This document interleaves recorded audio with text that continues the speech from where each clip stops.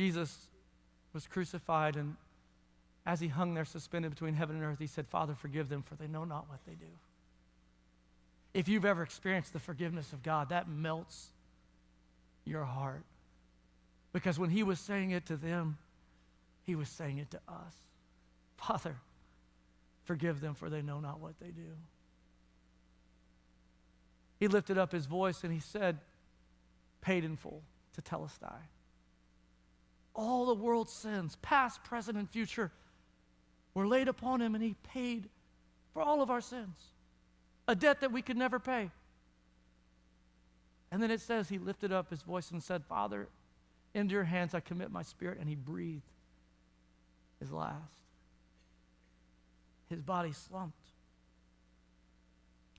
His mother cried. Just moments before, they were in an upper room, having no idea what they were doing. 3 days later, he rises from the grave, just as he said he would. Isn't it great that you have a God that always does exactly what he said he would do? That you never have to question whether or not his word is going to be true today, just as it was yesterday. Then the disciples saw an empty tomb, and then they saw Jesus. And then Jesus commissioned them and said, go into all the world, tell them this story, because it's the only message that has the power to save. And then he left and he went up to heaven. It says in the book of Acts, thousands of people had now received Christ, and they were sitting down just like we're going to do today, observing communion. Here's what I want to ask you. Do you think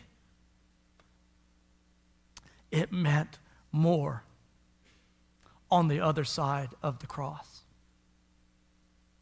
Do you think it meant more when they realized that the thing that they had been going through, all the motions, the rituals, the emptiness of the picture in the physical, when they realized its fulfillment in the spiritual, that on the other side of the cross, the meaning inside of Jesus was far greater than anything that they had ever known. So they were doing the same exact thing, but it meant so much more, because the moment that you make it about Jesus, it means so much more. And all you have to do is believe long enough to get to the other side of the cross. And I'm telling you, the moment that you step on the other side of the cross in faith, it's not just another Sunday. It's not just another year. It's not just another communion service. You remember the body that was broken and the blood that was shed. Today, that's what we're going to remember in just a moment. Let's give God a round of applause.